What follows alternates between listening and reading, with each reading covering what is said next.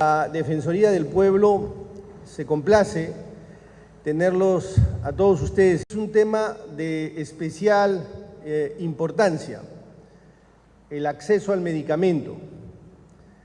Quisiera iniciar diciendo que sin acceso al medicamento no hay acceso a la salud. Es absolutamente nominal creer que tenemos acceso a la salud si no tenemos acceso al medicamento. Yo diría incluso más, el resto de derechos, los otros derechos también serían declarativos, también serían nominales, porque el derecho a la salud es una suerte de prederecho que permite que podamos gozar de los otros derechos. Cualquier proyecto de vida, cualquiera que ustedes puedan imaginarse, pasa por primero tener acceso a la salud.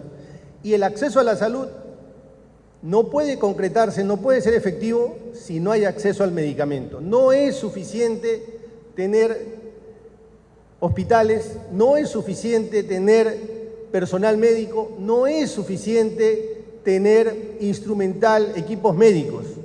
El medicamento, en el proceso de recuperación de la salud, el medicamento es clave. Por eso, esta es una de las principales obligaciones del Estado. Y en este punto quisiera detenerme unos segundos, subrayarlo, remarcarlo, porque pareciera que el acceso al medicamento fuera un tema de mercado, y claramente no lo es. Lo hemos abordado como si estuviéramos hablando de corbatas, como si estuviéramos hablando de zapatos. El acceso al medicamento es un tema de salud pública que implica e involucra todo un conjunto de derechos y que de algún modo define qué tipo de sociedad tenemos, qué tanto respetamos los derechos. Por eso, en la Defensoría del Pueblo, desde hace 1 año y 5 meses, decidimos que el derecho a la salud iba a ser una de las líneas de trabajo protagónicas, importantes, en la Defensoría del Pueblo. Y para ponerle acción a esta declaración, tan pronto llegamos, hicimos una supervisión como pocas veces se había hecho, a 400 farmacias a nivel nacional. En realidad hemos hecho 3 en materia de salud y 2 a farmacias. La última la acabamos de hacer apenas hace algunas semanas. Y esta vez hemos logrado una cobertura de 700 farmacias. Déjenme que comparta con ustedes algunos hallazgos, que en realidad vendrían a ser confirmaciones.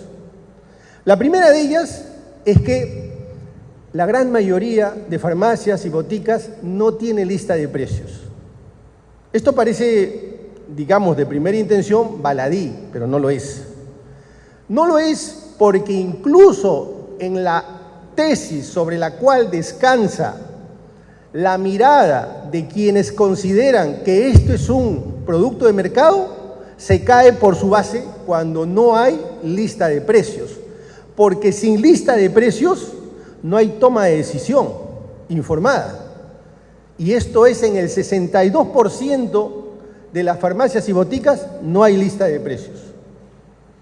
Asumiendo que quien va a una farmacia va voluntariamente, asumiendo que quien va a una farmacia va a informarse, cosa que no es verdad porque quien va a comprar un medicamento a menudo va porque está enfermo y a menudo necesita ciertos conceptos, ciertos registros para poder entender esa información. Es decir, no solo necesita información, sino necesita formación para una toma de decisión correcta. Pero además, si ya esto no es suficiente, resulta que no es él quien toma la decisión de la compra del medicamento, sino el médico. Y el médico a su turno también está influenciado por una enorme campaña de publicidad que estimula a que se compren determinados medicamentos. Si ya todo este cuadro es desalentador, a eso súmenle actores económicos de gran capacidad de influencia en el mercado. Esa es la realidad a la que nos enfrentamos en el mercado de medicamentos. Ese es uno de los hallazgos que hemos confirmado. no hay lista de precios. Pero otro es que incluso en los establecimientos del Estado los precios varían. Tienen una gran variabilidad, puede ir de 1 a 4 veces el precio.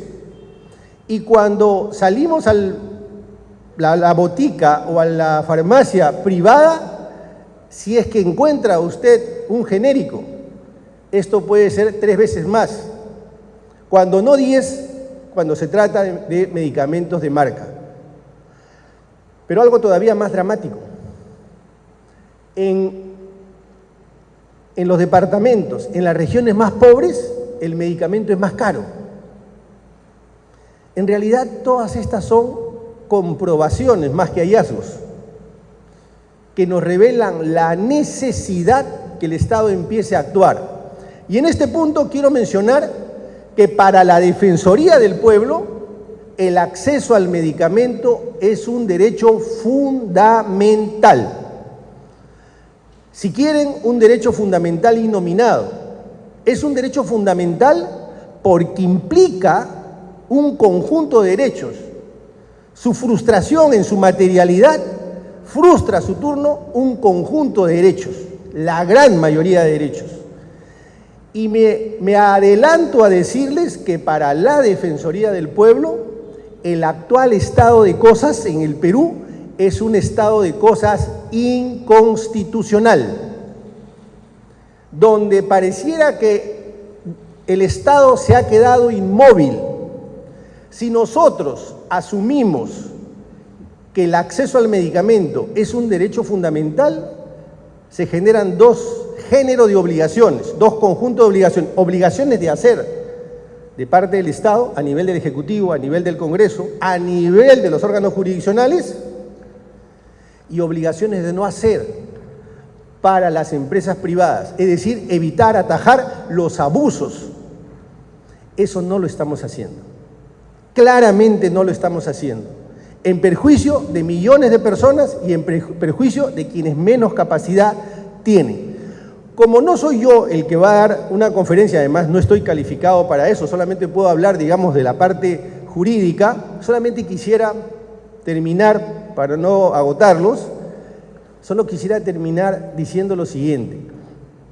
El Estado peruano ya ha intervenido de una manera muy robusta y muy comprensiva en el sentido de involucramiento respecto a los medicamentos. Por ejemplo, conversaba con el exministro Óscar Ugarte, quien me acotaba lo siguiente: el Estado ya tiene el cuasi monopolio de la compra, la distribución de las vacunas. Y nadie se ha atrevido a decir